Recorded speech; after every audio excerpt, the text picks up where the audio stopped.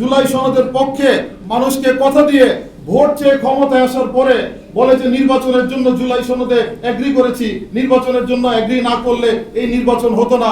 আর নির্লজ্জ মন্ত্রী এমপিরা টেবিল চাপড়ায়। আপনারা মনে করেন বিদেশ থেকে লেখাপড়া করে আসছেন, স্যুটটাই পরে সংসদে বক্তব্য দেন, নিজেদেরকে এলিট আর ব্লু ব্লাড মনে করেন। এই মুখ জনগণকে কিভাবে দেখান যখন আপনাদের পার্লামেন্টের বক্তব্য, আপনাদের এথিক্যাল এবং মোরাল ব্যাংক্রাপসি যখন এই দেশের মানুষ দেখে, আপনাদের লজ্জা হয় না?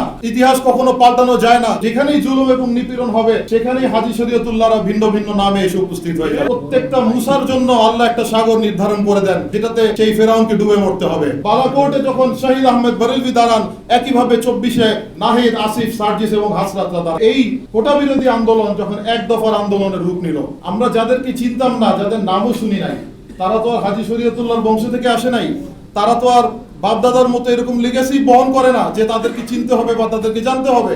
নামও শুনি নাই এরকম ছেলেদেরকে দেখি যখন রাজপথ কাঁপায়, তখন একটা কারণেই হিংসা বোধ করি, তখন একটা কারণেই ঈর্ষান্বিত হই যে এদের মতো বয়স যদি এখন আমার থাকতো, আর এদের সাহসের অর্ধেক সাহস যদি আমি হাজী শরীয়তুল্লাহ উত্তরসূরি হিসাবে পেতাম, সেই আফসোস তখন করি 2024 সালে, যে বাংলাদেশে যে আশা করেছিলাম যে হাজী শরীয়তুল্লাহ বা দুদু মিয়ার উত্তরসূরিরা আবার জেগে দাঁড়াবে, যেখানে বাংলাদেশে হাজী শরীয়তুল্লাহ, দুদু মিয়া, তিতু মীরের মতোই 2024-এ নাহিদ, সার্জিস, হাসনাত, আসিফরা দাঁড়ায় গেল। আমরা বুঝলাম ইতিহাস কখনো পাল্টানো যায় না। যেখানেই জুলুম এবং নিপীড়ন হবে সেখানেই হাজী শরীয়তুল্লাহরা ভিন্ন ভিন্ন নামে এসে উপস্থিত হয়ে যায়। যে আল্লাহ তাআলা তার নিয়মের পরিবর্তন করেন না। প্রত্যেকটা মুসার জন্য আল্লাহ একটা সাগর নির্ধারণ করে দেন, যেটাতে সেই ফেরাউনকে ডুবে মরতে হবে। প্রত্যেকটা ফেরাউনের জন্য আল্লাহ একটা মুসাকে পাঠান। প্রত্যেকটা বদরে যখন বদরের ঘটনা ঘটে, যখন আবু জাহেল, উতবা, সাইবা, উকবারা দাঁড়ায়, সেখানে আল্লাহ তাআলা হামজা, আবু বকর, ওমর এবং আলীদেরকে পাঠিয়ে দেন। একইভাবে যখন কারবালার ঘটনা ঘটে, যেখানে ইয়াজিদ এবং ওবায়দুল্লাহ বিন জিয়াদ আসে, সেখানে মাওলা হুসাইন ইবনে আলী দাঁড়ায় যান। যেখানে শহীদ আহমেদ বালাকোটে যখন শহীদ আহমেদ বরেলভী দাঁড়ান, একইভাবে 24-এ নাহিদ, আসিফ, সার্জিস এবং হাসরাতরা দাঁড়ায়। আল্লাহর দরবারে শুকরিয়া আদায় করি যে আল্লাহ আমাকে এদের সাথে যুক্ত হওয়ার মতো সুযোগ করে দিয়েছেন।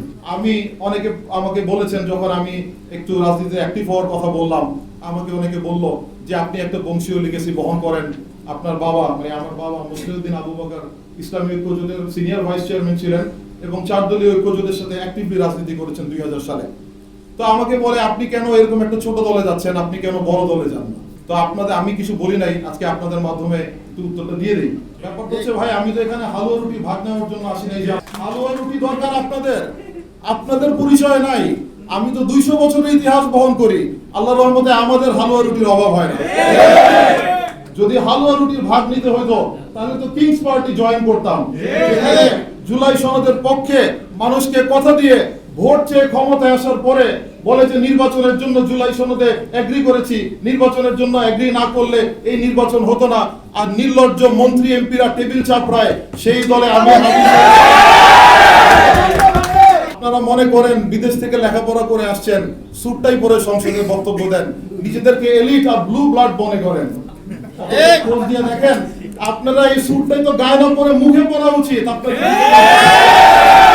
এই মুখ জনগণকে কিভাবে দেখান যখন আপনাদের পার্লামেন্টের বক্তব্য সারা বাংলাদেশের মানুষ দেখে, আপনাদের বেহায়ত্ব, আপনাদের এথিক্যাল এবং মোরাল ব্যাংক্রাপসি যখন এই দেশের মানুষ দেখে, আপনাদের লজ্জা হয় না? আরে ভাই, এটা তো সংগঠনই ছিল না। 2024-এ 4টা ছেলের নামই তো আমরা জানতাম।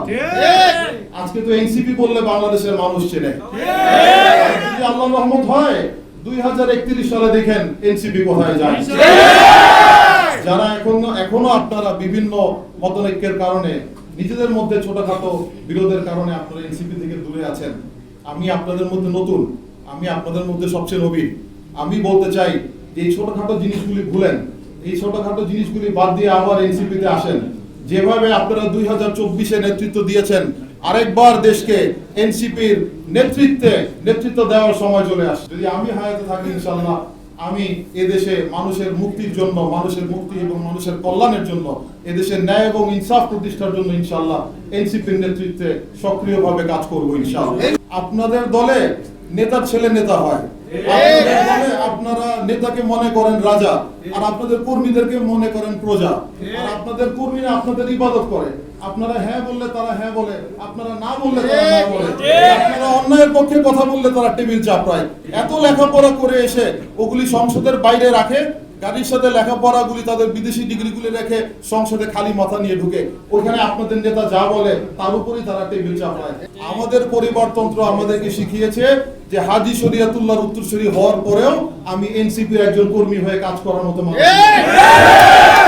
আমরা কোন নেতার ইত্তেবা করি না, আমরা কোন নেতার ইবাদত করি না তোমাদের মতো। আমরা এই জন্য দল করি যেন যদি আমাদের নেতা বিপথে চলে আমরা যেন সত্য বলে তাকে ফিরে আনতে পারি, সেখানে যেন আমি ন্যায়ের পক্ষে কথা বলতে পারি, অন্যায়ের বিপক্ষে যেন দাঁড়াতে পারি। আপনারা যদি অন্যায় করেন আপনাদের সামনে দাঁড়িয়ে কথা বলার মতো সাহস এবং সুযোগ আমি পাবো, এই কারণে আমার এনসিপি করা। আর যেই দলে এত ডানে বামে চামচা, আমি নাম নিব না, আপনিও একজন নেতা, আপনাকেই বলি একটু ডান বামে দেখেন।